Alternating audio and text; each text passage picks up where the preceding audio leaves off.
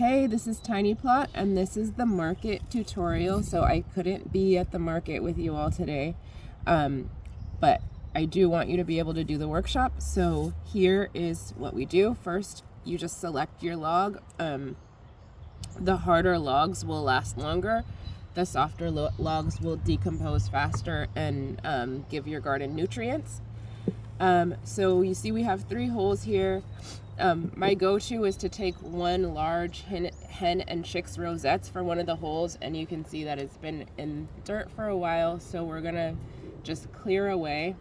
And I'm sorry, I don't have any tools there for you, so I am doing a barehanded, no tools demo.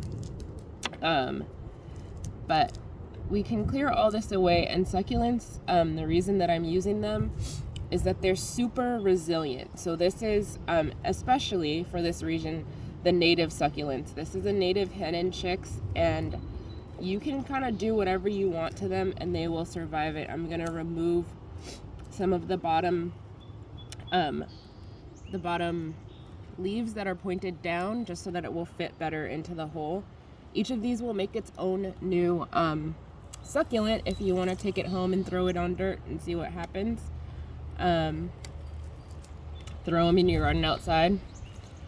So again, I'm just going around and taking off any that are pointing down so that it will fit better into our arrangement. I love native succulents because since they're from the Northwest, it's pretty tough to overwater them, but since they are succulents, they also don't require a ton of water. So I kind of like that. I'm gonna take off the last 3 just to get it more, maybe a little more going in too hard. Okay, so this is what I have, and I'm gonna take a little dirt and stick it down in the hole, and then I'm gonna push this down in here. So the root is a little wide for this hole, so I'm just gonna push down. I'm gonna get some extra dirt in there. And I'm gonna stick it down as much as I can. And it's all right if some dirt and some roots are over the top because succulents just don't need a lot of dirt to spread out. So we're gonna call that one good. If the hole was a little bigger, I might, or actually, you know what? I'm gonna do it anyway. I'm gonna stick this one here. Again, they are so good at making roots that this will just take off. Let me get one. So, let's see.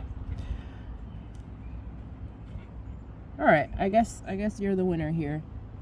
So yeah, succulents are so resilient that if you just kind of lay something down, it will take off. So this one doesn't even have stem or root, but I'm just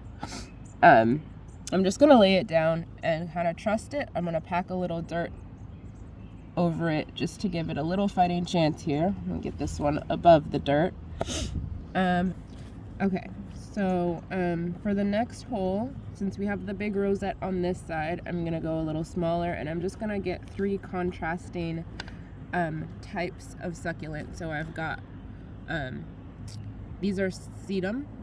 I've got this little green and red guy, this one, and when we're gonna align them kind of like where we want the stem to start. So this guy I can peel off to give him some more stem and some more chance to push roots. I'm just gonna peel off the leaves from the bottom here, and then we'll align the stem and the roots here.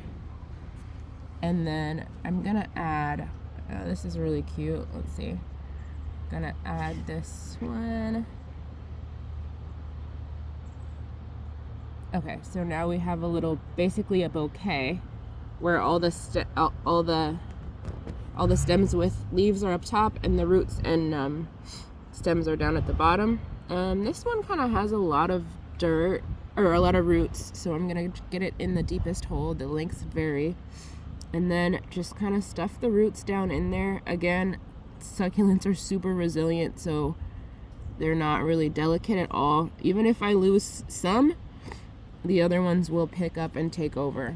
Okay, and then I have a little tiny rosette here that I'm gonna use in the third one. Just take off a couple of the dead leaves here.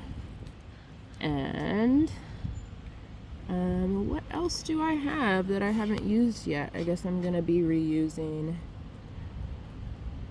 some of this and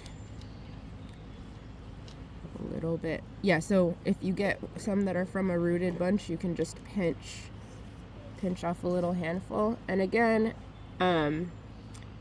it's possible that not every single one of these survives, but once you just kind of let it sit for a while, it'll start taking care of itself and arranging itself. All it needs is to be, so I would recommend putting these outdoors. They can be indoors, but these are like forest logs, so they're going to come with bugs. They're going to be beneficial for any little forested area that you want to make. They'll be helpful for your garden. But if you bring them inside, you don't know which bugs you're inviting in. So, you know, if you're friendly towards bugs, that's great. So they're going to need to be in a sunny spot, and if they seem like they're drying out, you can definitely water them in the summer. Once it gets really dry, they're going to start to brown.